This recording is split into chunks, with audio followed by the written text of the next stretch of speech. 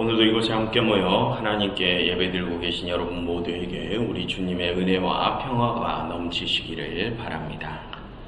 지난 5장에서 모세는 애굽왕 바로를 찾아가 이스라엘을 사흘길쯤 광야로 내보내어 하나님께 제사하게 하라 했습니다. 그런데 바로는 그 말을 듣고 화가 나서 이스라엘의 노동을 가중시켰죠. 그래서 모세는 하나님을 찾아가 일이 그렇게 더 악화된 상황에 대하여 항의했습니다. 하지만 하나님께서는 일이 계획대로 잘 진행되고 있다는 듯이 그 항의에는 아무런 대꾸도 없으시고 이제 당신의 강한 손, 즉 심판의 손을 사용하시어 바로가 이스라엘을 애굽에서 쫓아내게 되는 일을 너희가 보게 될 것이다 라고만 대답하셨습니다.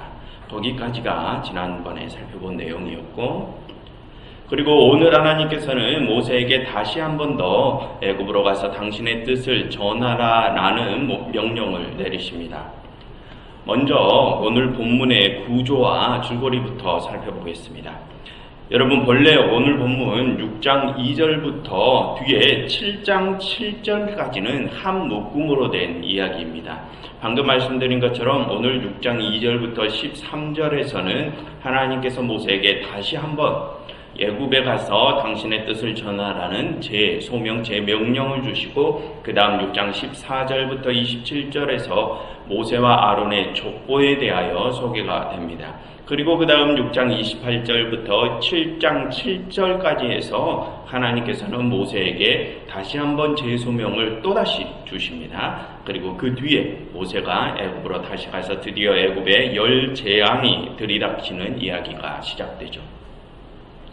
그래서 여러분, 이 6장 2절부터 7장 7절까지의 구조를 보시면 하나님께서 모세에게 제소명을 주시는 장면 사이에 모세와 아론의 족보가 숨어있는 구조입니다. 그런데 여러분, 다음 주에 다시 언급하겠지만 여기서 첫 번째 장면과 세 번째 장면에서 각각 하나님께서 모세에게 주시는 제소명들은 사실 같은 한날에 주시는 동일한 명령이 중복되어서 소개된 것입니다. 그럼 그렇게 동일한 명령이 왜 중복되어서 소개된 것이냐? 그것은 그 각각의 내용들이 이스라엘 백성들 사이에서 서로 다른 그룹들을 통해서 전승되어 내려온 것들이기 때문입니다. 첫 번째 내용은 주로 남유다 왕국에서 주로 이야기가 되던 것들이고요. 그리고 세 번째 내용은 주로 그런 지리적인 것이 아니라 제사장들, 이스라엘 사람들 중에서 제사장들 사이에서 전해지던 이야기입니다. 본래 이야기는 하나였는데 그 이야기를 후대로 전승하는 그 그룹들이 방금처럼 다르다 보니까 후대에 조금씩 그 내용이 변형되어서 마치 두 개의 다른 이야기처럼 전해진 것이죠. 그리고 그렇게 서로 다른 집단에서 전해지던 각각의 이야기들이 후대에 이 출애굽기가 완성될 때 마치 하나의 이야기처럼 다시 합쳐진 것입니다.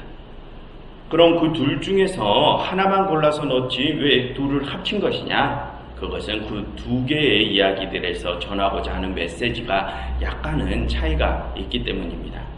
설명이 복잡하게 들릴 수 있겠지만 그냥 우리는 첫 번째 장면과 세 번째 장면이 동일한 날에 하나님께서 모세에게 주시는 동일한 명령이라는 것과 첫 번째 장면과 세 번째 장면에서 강조하고자 하는 약간 다른 포인트들이 있다는 것만 기억하면 됩니다.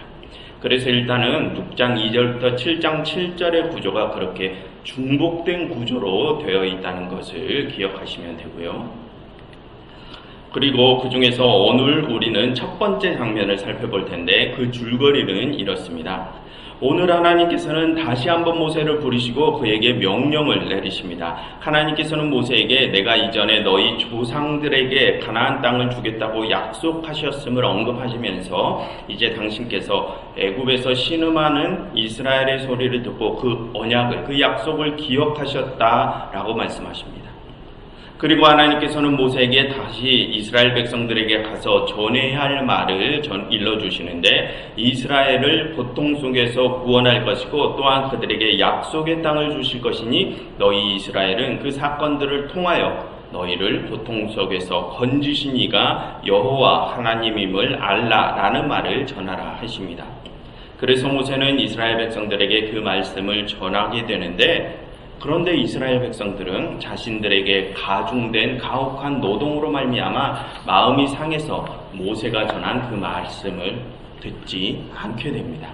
그리고 하나님께서는 모세에게 또 다른 명령도 내리시는데, 이번에는 애굽왕 바로를 다시 찾아가서 이스라엘 자손들을 애굽 땅에서 내보내라 라는 말씀을 전하라 하십니다. 그런데 모세는 지난 5장에서 바로의 무서운 힘을 겪어서인지 하나님께서 자신을 바로에게 보내신 그 명령에는 거부 반응을 보입니다. 하나님, 방금 이스라엘 백성들도 내 말을 듣지 않았는데 애굽 왕이 어찌 내 말을 듣겠습니까? 나는 입이 둔한 자입니다 라며 거부 반응을 보이죠. 거기까지가 오늘 살펴볼 첫 번째 장면의 줄거리입니다. 여러분, 살펴보신 것처럼 이 6장에서는 모세가 하나님께 다시 한번 재소명을 받는 내용이 나옵니다. 그런데 여러분, 우리가 기억을 해보면 지난 3장에서도 하나님께서는 모세에게 오늘 주신 그 소명을 똑같이 주지 않으셨습니까? 지난 3장에서도 하나님은 모세를 이스라엘에게 보내시며 이제 당신께서 그들의 고통을 구원하실 것과 당신께서 그들을 고통 속에서 구원하실 것과 모세를 바로에게 보내시며 이제 이스라엘을 내보내라는 동일한 명령을 주셨습니다. 그럼 여러분, 왜 하나님께서는 지난번에 주셨던 똑같은 명령을 또다시 모세에게 주시는 것일까요? 여러분, 지난주 5장에서 어떠한 일이 있었습니까? 방금 말씀드린 것처럼 모세는 하나님의 명을 받고 바로에게 가서 이스라엘을 애굽 밖으로 내보내라 라는 똑같은 말씀을 전했죠. 그랬더니 바로가 이스라엘의 노동을 가중시켜 상황이 더욱 악화되었습니다. 그래서 모세는 하나님께 그 상황에 대해서 원망했죠. 그런데 여러분, 사실 하나님께서는 이전에 모세에게 너가 만약 바로에게 나의 뜻을 전하면 그가 듣지 않을 것이다 라고 이미 알려주셨지 않습니까? 그런데 모세는 그것을 미리 들었음에도 불구하고 하나님을 원망합니다. 무슨 뜻입니까? 이 모세는 아직 하나님의 계획에 대하여 확실한 신뢰가 없다는 뜻입니다. 그러니 하나님 말씀대로 일이 잘 진행되고 있어도 그것을 신뢰하지 못하고 원망하는 것이죠. 여러분, 아직까지 모세는 하나님께서 주신 소명에 대하여 확실하게 응답한 적이 없습니다. 그는 하나님께서 시키시니 마지못해 애굽에 간 것이죠. 그래서 오늘 본문에서도 모세는 하나님께서 다시 자신을 바로에게 보내시니 자신의 입이 둔하다면서 거부 반응을 보이죠. 그것은 아직 모세는 자신의 소명에 확실하게 응답하지 않았음을 보여주는 것입니다. 그래서 하나님은 모세에게 다시 한번 동일한 계획을 알려주시면서 그의 소명을 재확인시켜 주시는 것입니다. 그럼 여러분, 하나님께서는 왜 모세가 그 소명을 재확인하기를 바라실까요? 여러분, 아까 이 본문의 구조와 줄거리를 소개할 때 마지막 세 번째 장면은 오늘 살펴본 이 첫 번째 장면과 살짝 다른 점이 있다고 하지 않았습니까? 그 세 번째 장면 중에서 여러분 7장 6절을 보시면 화면에 맨 아래 단을 보시면 됩니다. 7장 6절을 보시면 거기서는 모세와 아론이 하나님의 말씀에 거부 반응을 보이지 않고 즉각적인 응답을 보인다고 합니다. 그러니 그 뒤에 애굽에 본격적인 열 재앙이 내리는 이야기가 시작되죠. 무슨 뜻일까요?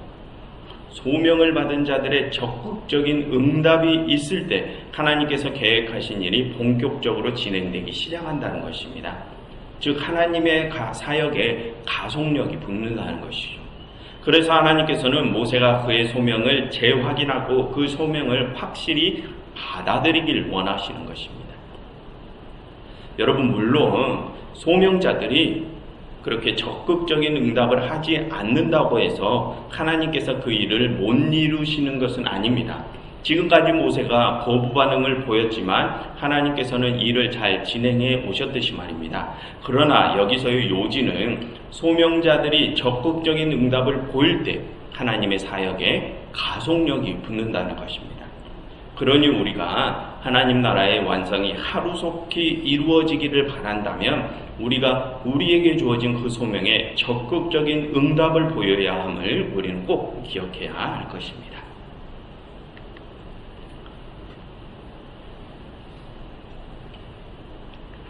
그럼 여러분, 오늘 하나님께서 모세에게 다시 상기시켜 주시는 그의 소명이 무엇입니까? 그 소명은 모세가 이스라엘과 애굽 왕 바로에게 다시 가는 것입니다. 여러분, 여기서 모세에게는 두 가지 직무가 주어졌음을 알 수 있습니다. 한 가지는 그가 이스라엘 백성에게 가서 하나님의 뜻을 전하는 것이고, 그 다음으로는 바로에게 가서 그것을 전하는 것입니다.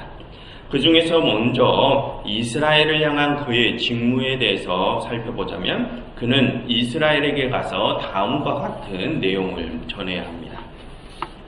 먼저 그는 이스라엘 백성들에게 하나님의 언약에 대해서 알려주어야 합니다. 여러분, 4절과 5절을 보시면 하나님께서는 당신께서 모세와 이스라엘의 조상들에게 주신 언약이 있음을 알려주시죠. 그리고 애굽에서 들리는 이스라엘의 신음을 들으시고 그 언약을 지금 당신께서 기억하셨다라고 하십니다. 무슨 뜻일까요? 하나님께서는 지금 그 언약을 이행하실 마음이 있으시다는 것을 드러내시는 것입니다. 즉, 하나님께서는 지금 당신이 그 언약에 신실하실 것임을 이스라엘 백성들에게 가서 알리라는 직무를 모세에게 다시 주시는 것입니다. 그런데 여러분, 그 언약을 언급하시는 내용 앞뒤 3절과 6절을 한번 보시면 하나님께서는 당신의 이름에 대해서도 알리라고 하십니다.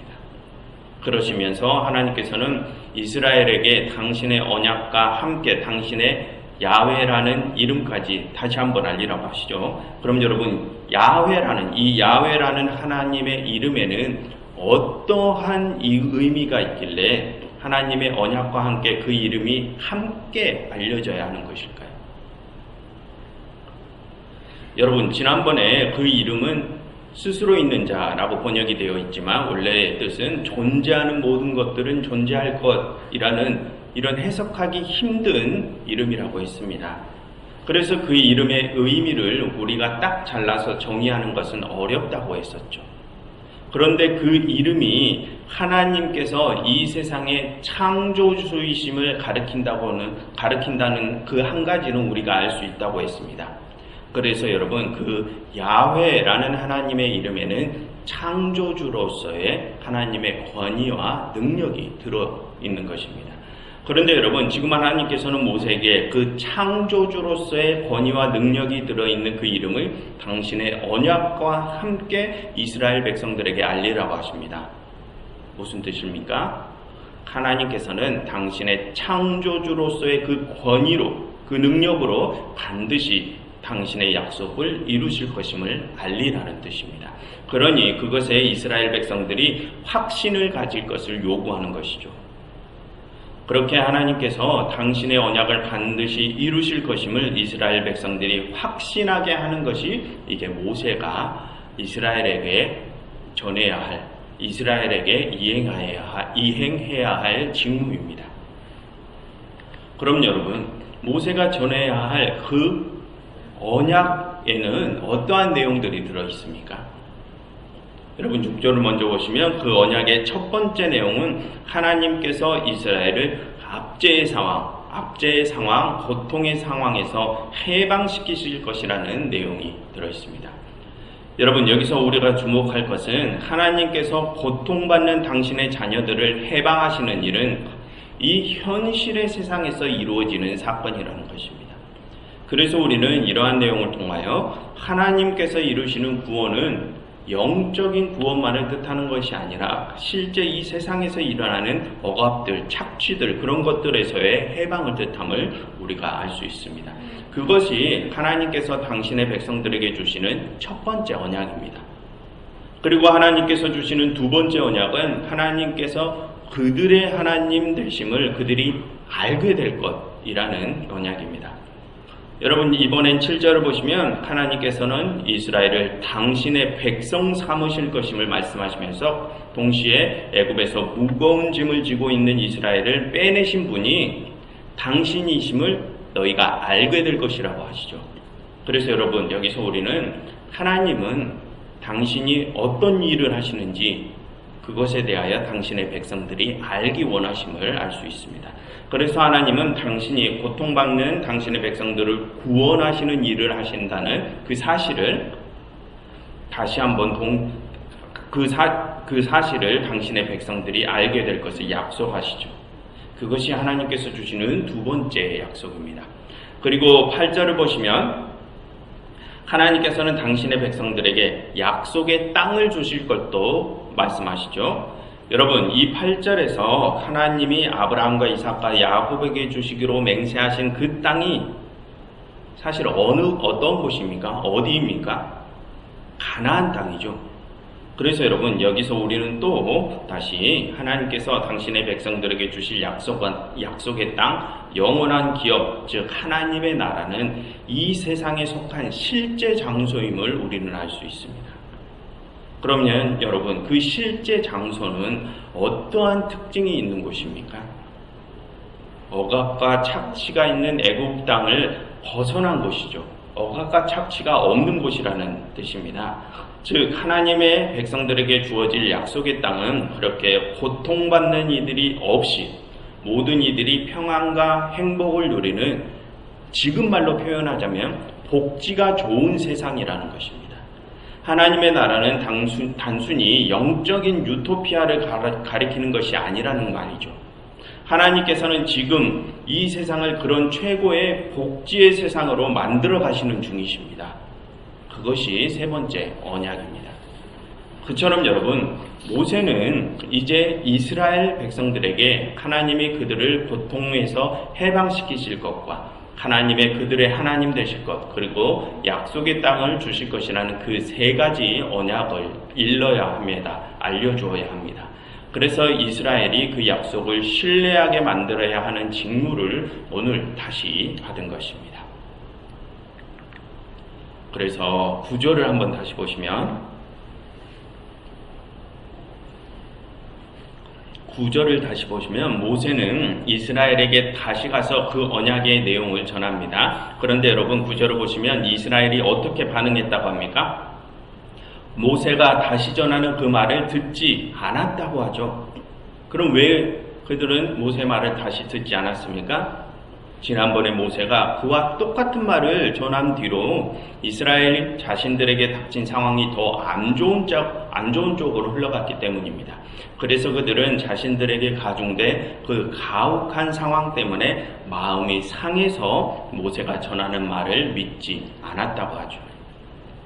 그래서 여러분 우리는 또 여기서 사람들이 하나님의 계획을 믿게 되는 일은 그 계획이 실제로 실현되었을 때 믿게 될 수 있음을 알 수 있습니다. 다시 말하면 불신자들이 신자가 되는 일은 그들의 눈앞에 정말로 하나님의 뜻과 계획이 실현되었을 때 불신자들이 신자가 될 수 있다는 것입니다. 그럼 여러분 그 일이 어떻게 그들의 눈에 실제로 보여줄 수 있게 될까요?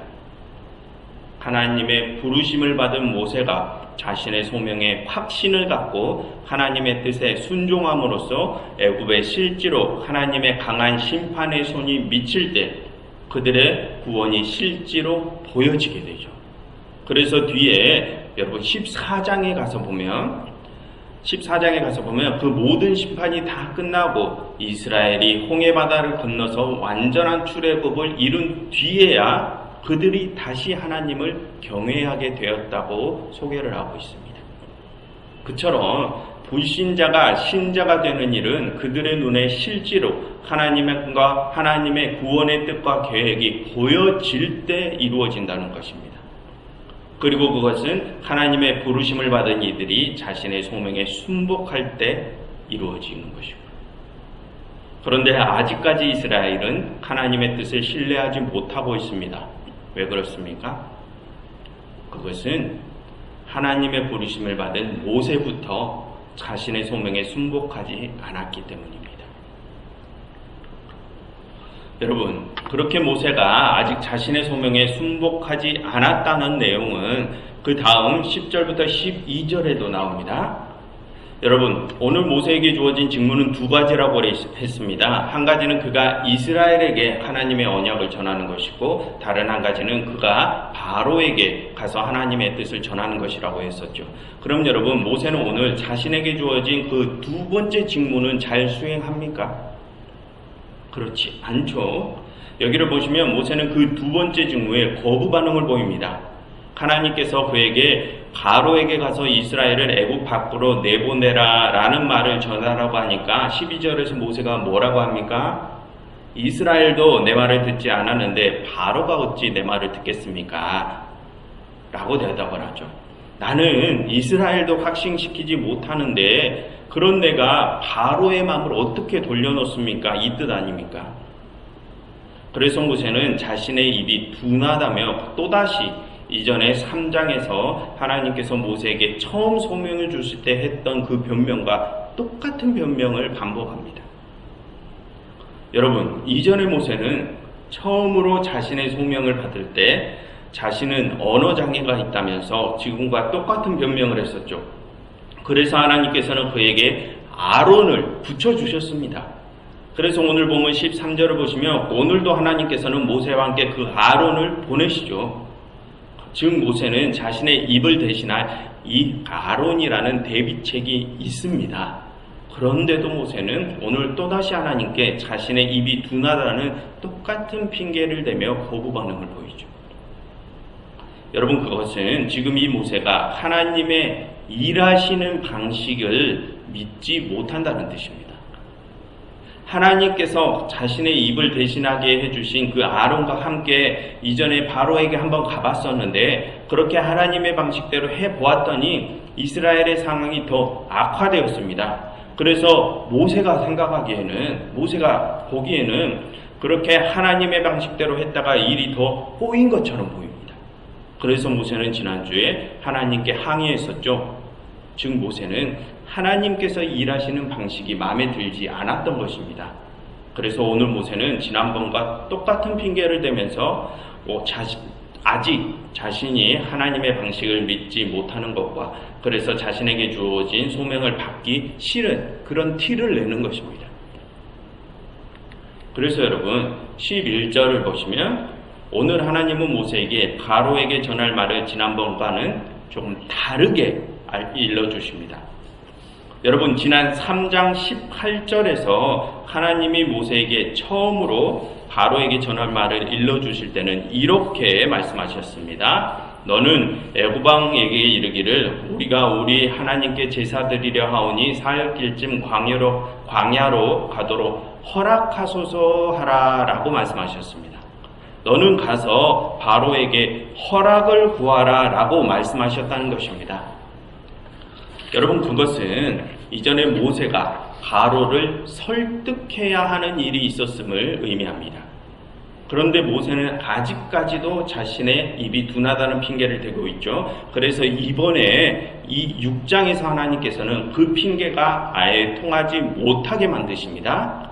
여러분 오늘 본문 11절을 다시 보시면 하나님께서 뭐라고 하십니까? 너는 바로에게 말하여 이스라엘 자손을 그 땅에서 내보내게 하라 라고만 말씀하시죠. 모세에게 바로의 허락을 구하라는 말씀을 하지 않으십니다. 즉 이번에는 모세가 바로를 설득할 필요가 없는 것이죠. 모세는 가서 그냥 하나님의 말씀만 직선적으로 전하면 됩니다. 그럼으로써 하나님께서는 모세가 더 이상 똑같은 핑계로 자신의 소명을 거부하거나 소명에 소극적인 자세를 취하지 못하게 하시는 것입니다.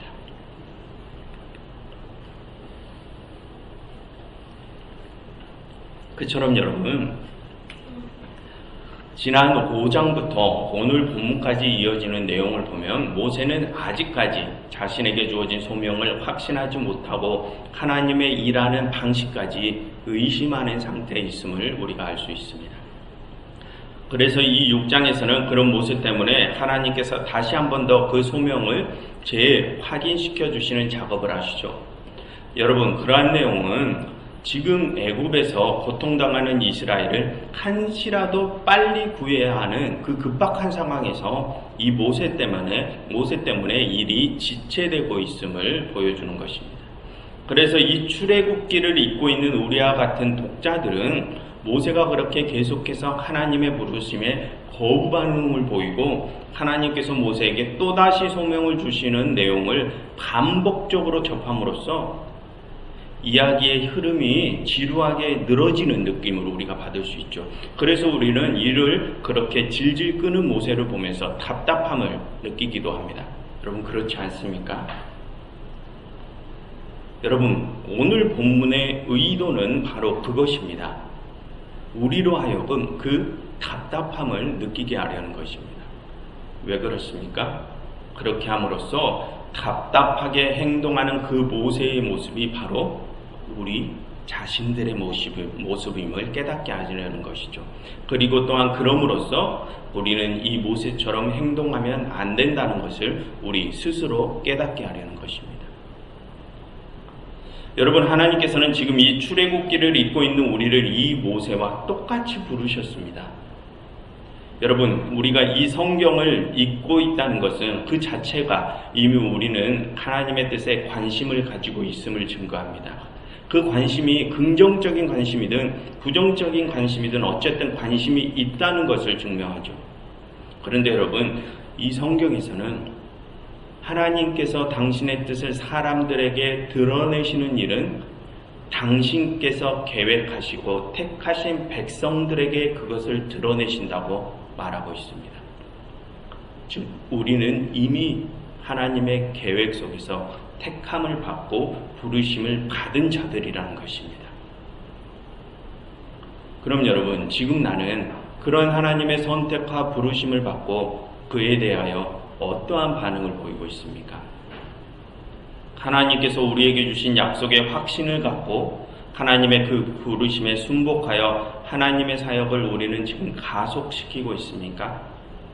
아니면 나에게 주어진 여러 상황들을 핑계삼아 아직도 하나님의 약속과 그분의 일하시는 방식에 불신을 갖고 또 우리에게 주어진 소명에 불복함으로써 하나님의 일이 더디 이루어지게 가로막고 있습니까?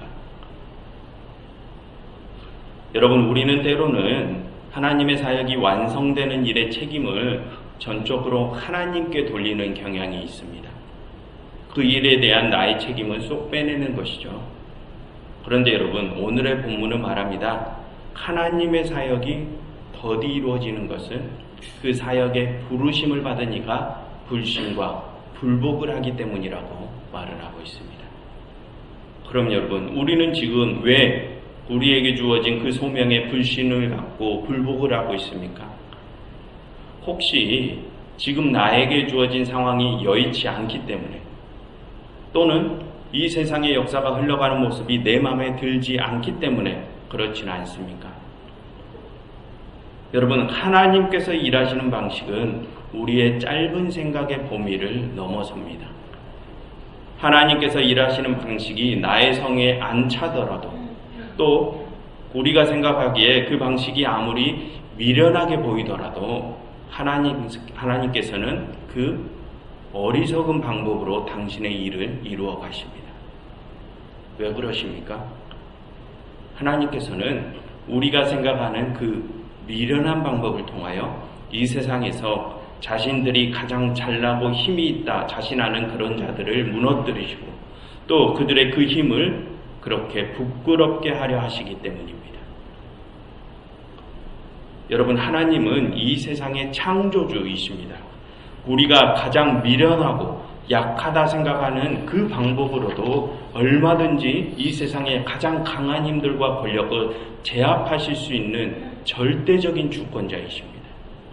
이 세상의 힘이 제 아무리 크고 강하다 한들 그 힘들은 하나님의 가장 약한 힘에도 견줄 수 없는 아주 하찮은 것들입니다.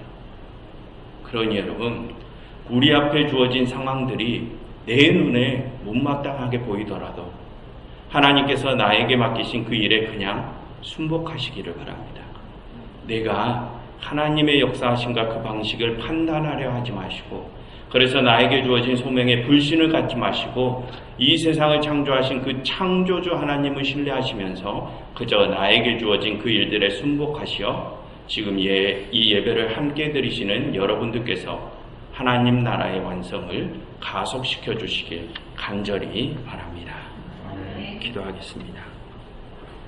하나님, 저희가 하나님의 언약을 확신하게 하시고 저희의 소명에 온전히 순복하게 하시사 그곳으로 당신의 사역이 하루속히 완성되게 하시옵소서. 예수 그리스도 이름으로 기도드렸습니다.